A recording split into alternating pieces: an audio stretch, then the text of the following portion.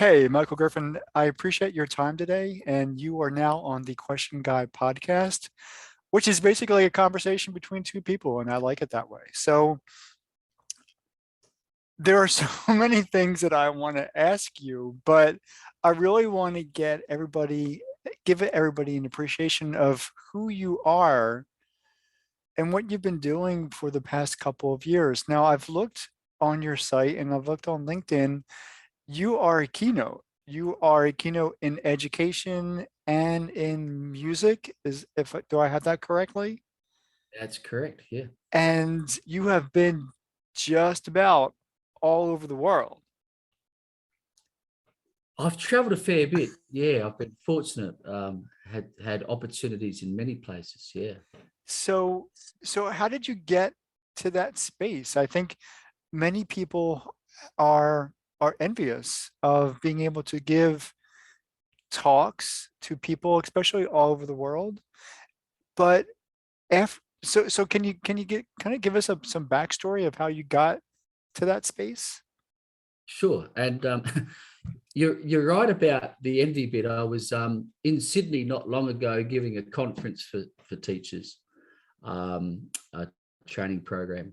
And this 25-year-old, which to me is a kid, he said, "Hey, I just want to do what you're doing. How?" And I want to do it now. Come on.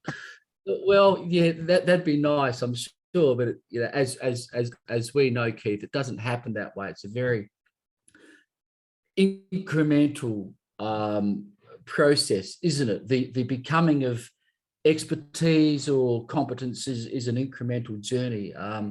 But mine started. I was I've most of my life I've been a music teacher, and I did a regular Bachelor of Education degree in music teaching, and enjoyed a lot of teaching here in Australia, where I live today.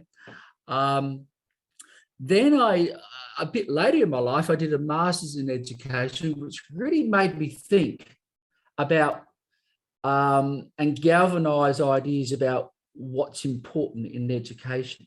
But through that master's, I wrote this dissertation on an, um, an aspect of learning that some people find interesting. And maybe we can talk about this another day. It's a bit much for now, but basically it was about the impact of background music when you're working. What happens?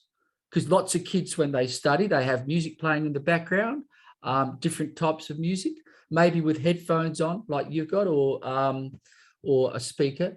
How does it impact cognition? Is it good for you? Is it bad for you? So I nutted this out, and I did quite a bit of study on that.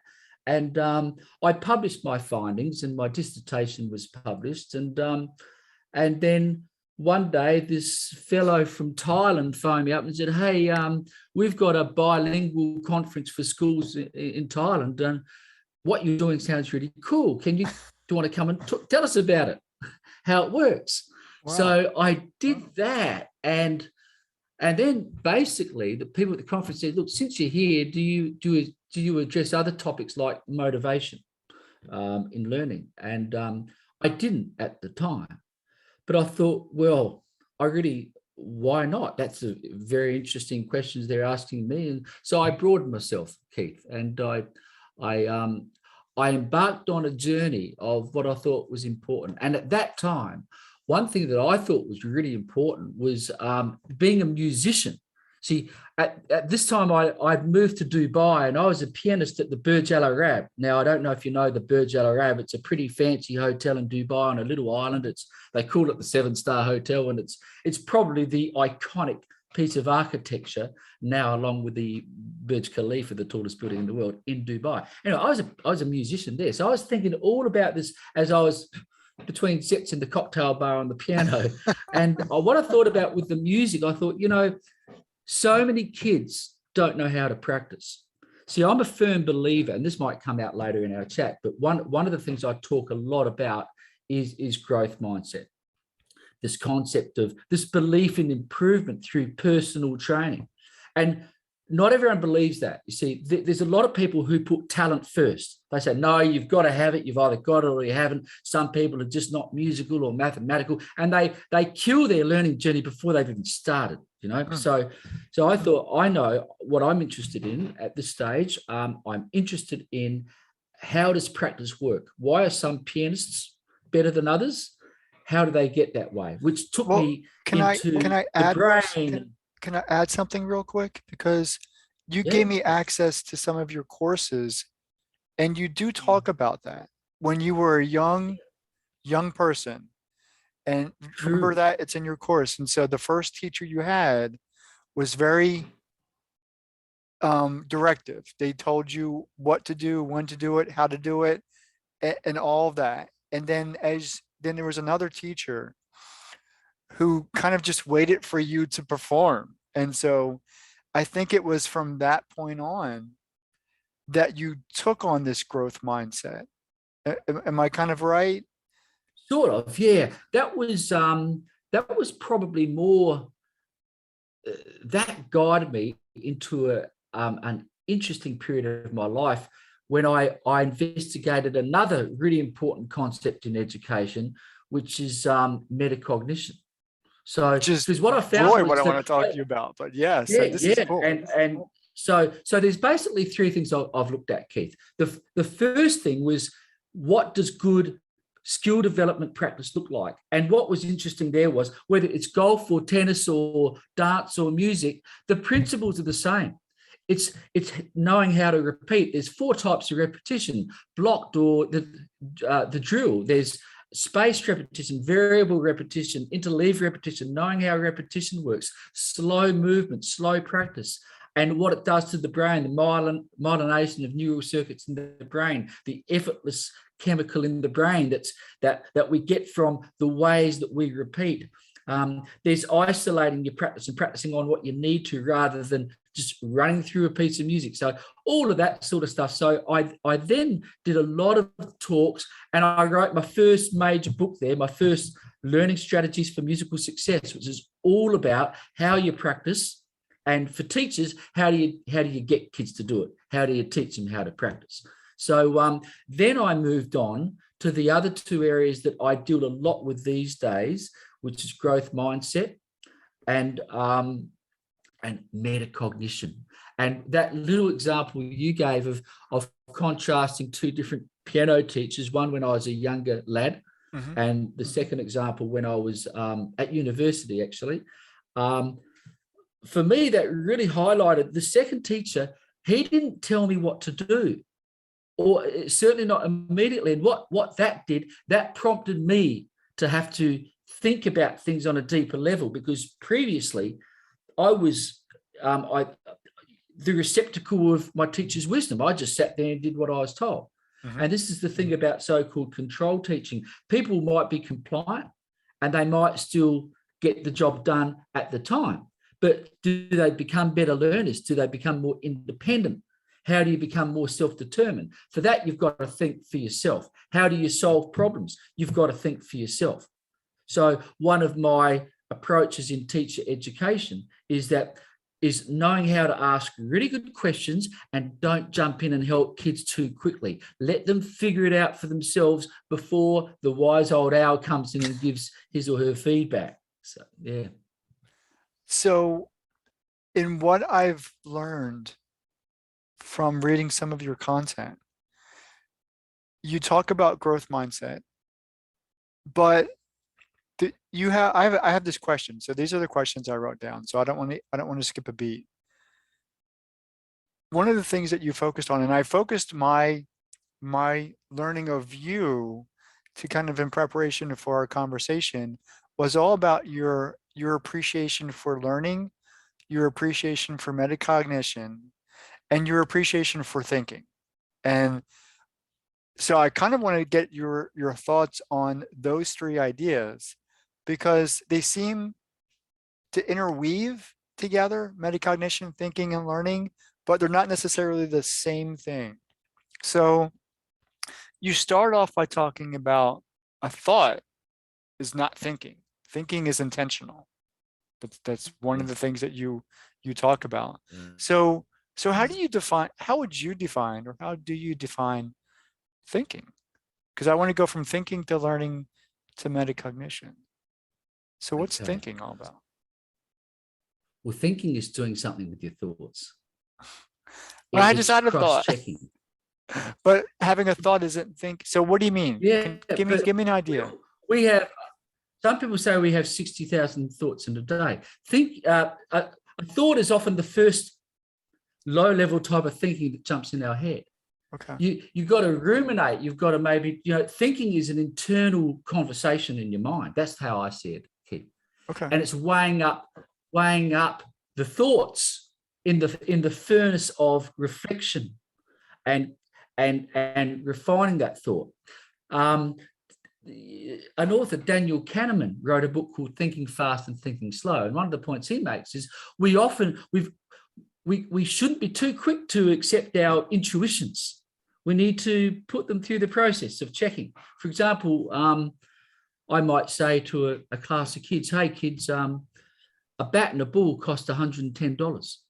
If the bat cost $100 more than the ball, how much is the ball? Now, the intuitive response for some would be, $100 more than the ball. They both cost $110. The bat cost $100. But thinking about it, one needs to cross-check. And the question had in it, the bat is $100 more than the ball. Now, if the bat's $100 and the ball's $10, that difference is only $90. It doesn't work. So you think about it more and you get to the point where, hang on, that's it. The bat's $105 and the ball is $5 because now the difference is $100 between the two items and the sum is $110. So that's thinking. It's easy to jump to conclusions. And thinking is hard. That's why a lot of kids in schools today, they don't want to think. They want the teacher to think for them. And I've had many kids say to me, and it's sort of funny, but they say, sir, you're the teacher. Just tell me what to do. Just tell me how to do it. And that's that controlled teaching idea, which is probably what my first piano teacher did. I mean, God love him. He was a great fellow, but, that's just the way he taught. So now I'm encouraging teachers to get the kids to think better. And that's questions, simple questions, Keith, like when a kid gives a response, what makes you say that?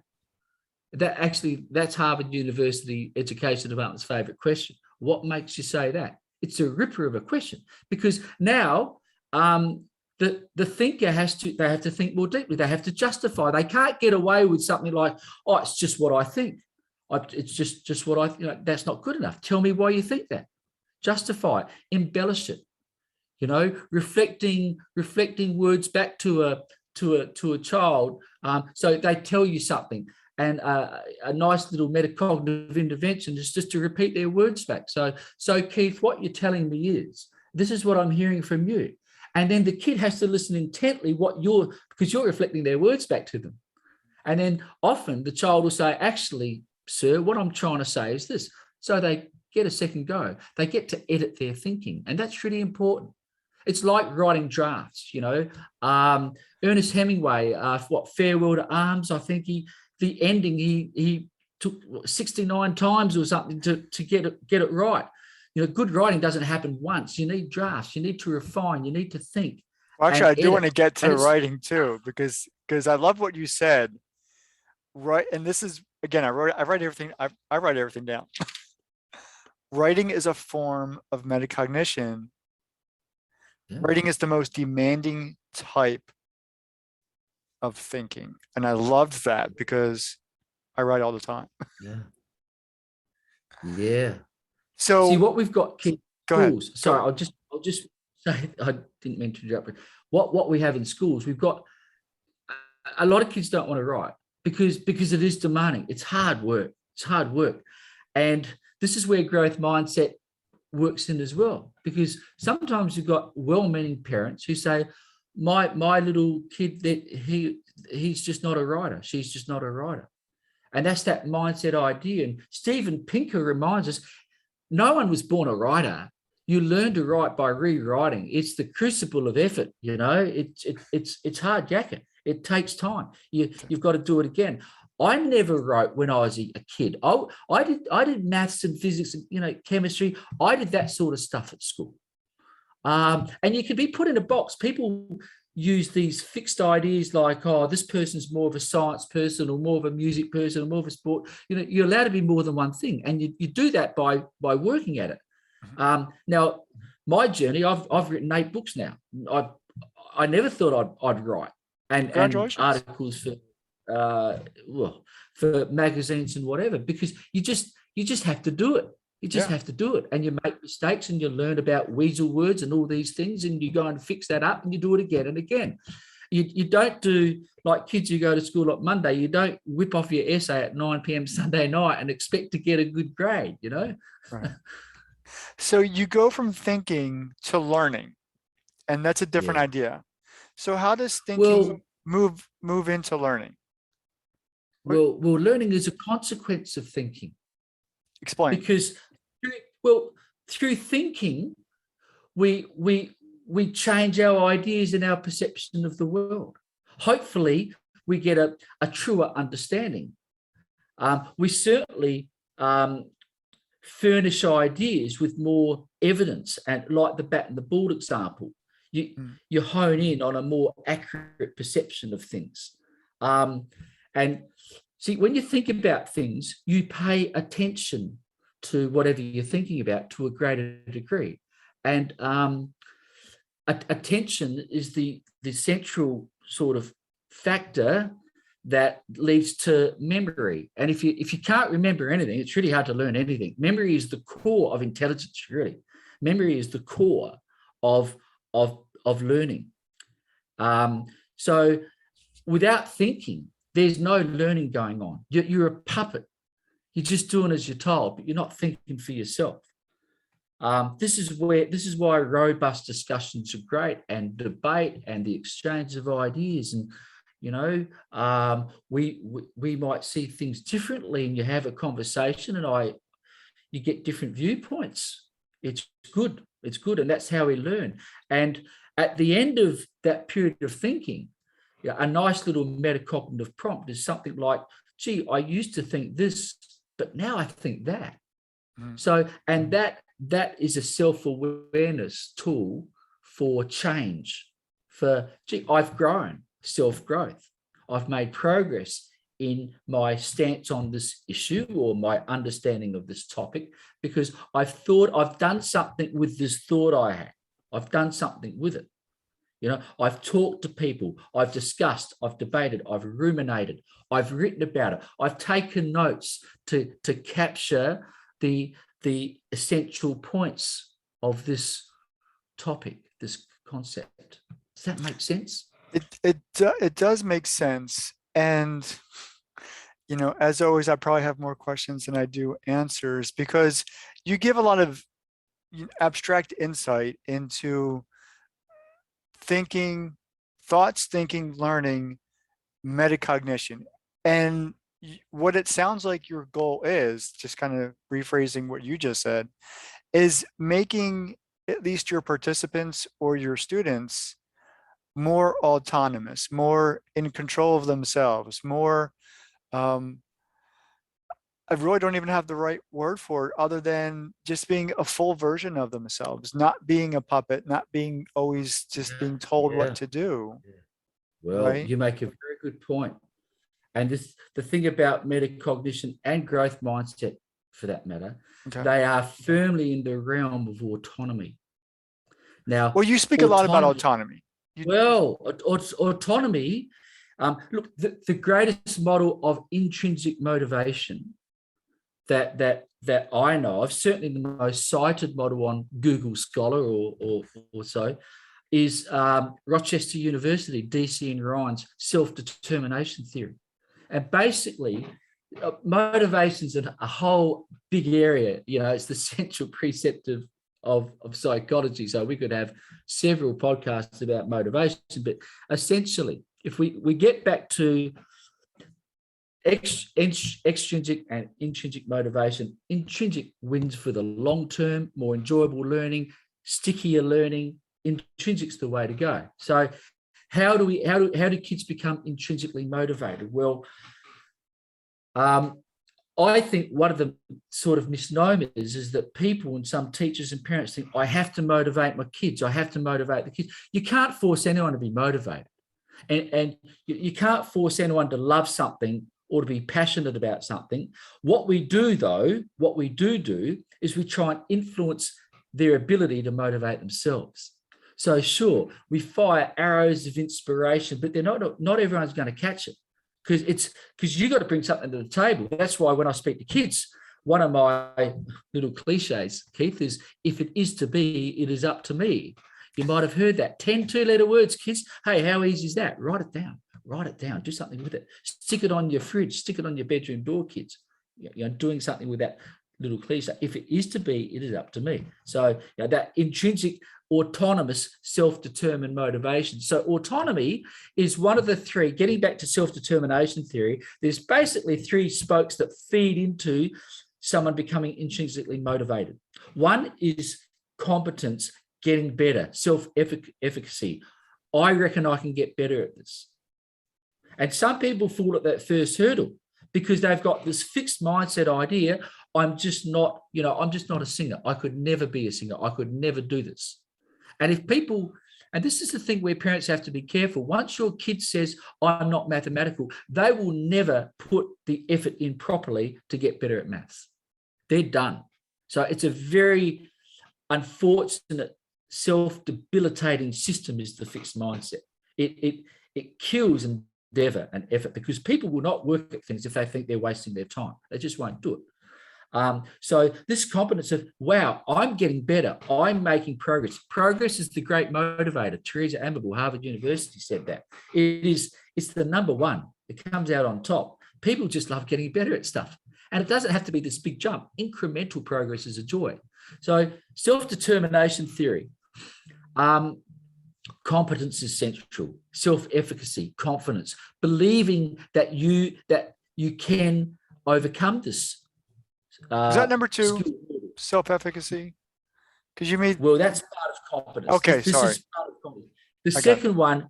I'm writing that down. I write everything down. The second one is relationships. Okay. That's really important. There's, again, cliches galore, but there's an old teacher saying they don't care how much you know till they know how much you care. So learning prospers in a good relationship environment, and teachers spend a lot of time and parents spend a lot of time cultivating warm, respectful relationships with their kids. And we know that in research and studies, kids feed back to us adults. They say, look, what I need from you in our teacher-student relationship, I need you to respect me, to value me, to believe in me, and hopefully to like me. So that is the secure relationship where learning flourishes. And even with young infants, we know that infants who perceive their caregivers as being distant and unavailable, they don't learn as well. They're not as creative. Their play is less exploratory because they turn inward.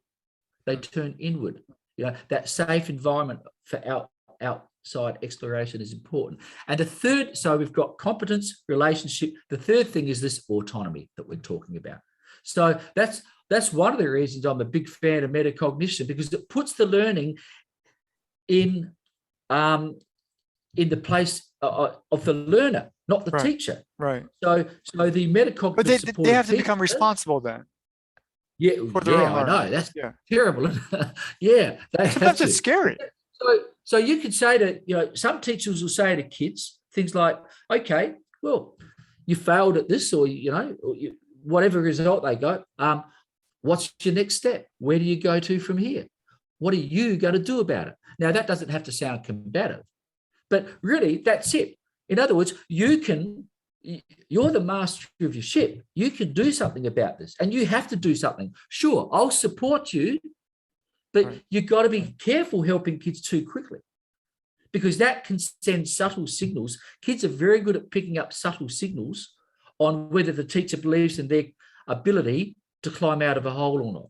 And it's really important that we give kids time before we jump in. I'm not saying we don't help kids. We do support children, but we wait until they've really worked at thinking and solving their problem. And teachers see this all the time, because what we see in the classroom is hands go up, I can't do this. And some kids put their hand up, I can't do it, very, very quickly, like 3 seconds, haven't even thought about anything. So some kids do that. And some, we've been trained to rush over and help little Johnny or Susie do this and fix whatever it is they can't do. Where if you just say, hang on, I'll be there in 2 minutes.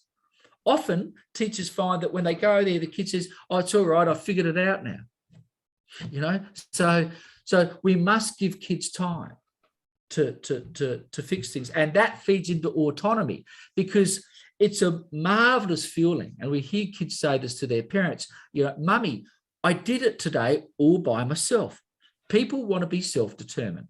They want to be able to do things. They don't want to be at the mercy of having to have some external judge their whole life. You've got to learn how to evaluate yourself. You've got to learn how to collect feedback on your competence and incompetence. You've got to know what steps to take to fix the problems you have.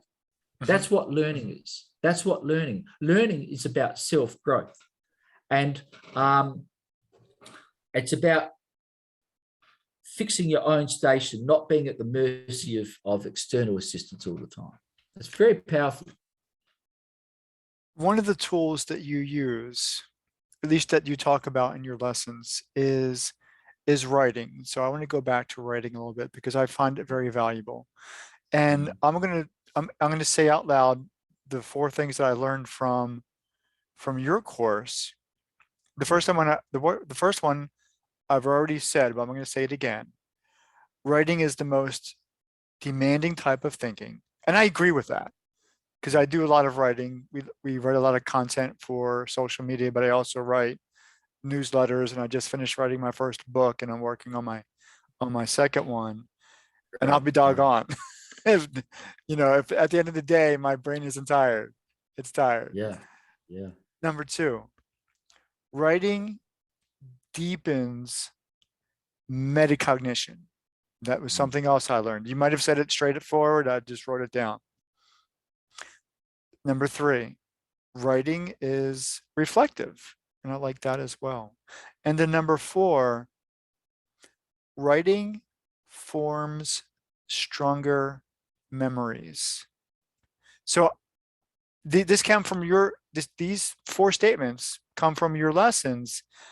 I tend to personally agree with all of them. Can you speak to that? Can you speak to the value of why writing and literally putting pen and paper together? Because you said that as well. You said that the research supports the actual physical writing of ideas down rather than typing them on a computer or whatever. Can you speak more about why writing is so valuable? Yeah, look, I wish I could. I've read at least 2 studies, Keith, that have compared taking notes by typing on a keyboard or that physical act of pen and paper. And the neural circuitry for memory is just stronger with pen and paper. Now, one of the reasons is it's slower. So slow learning is often good learning. It's good learning.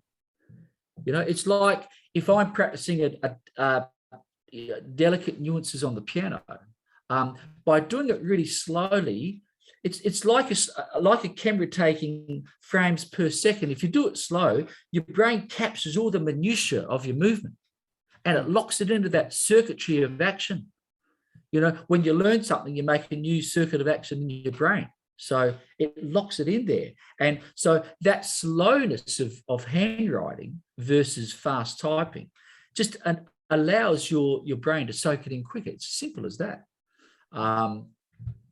There might be something also about the physical act, because the hand is, the hand is related to the brain in a weird and special way. And I don't know a lot about that, but I remember there's a book by Ian McGilchrist called the The Master and His Emissary, The Divided Brain. It's about left and right brain and brain function and body function and thinking. And it's an amazing book. It's dense with wisdom.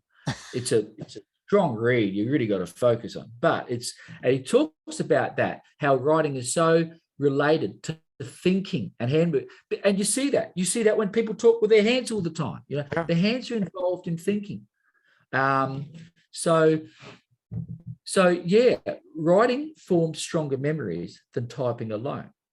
But part of that too is what we said before about it's simply the act of paying attention. You know, if you don't pay attention, you can't learn complex things. You can't learn Shakespeare if you don't pay attention. You've got to attend to it. You can't appreciate fine art or fine music without paying attention and giving it time. So slowness of writing makes you pay attention.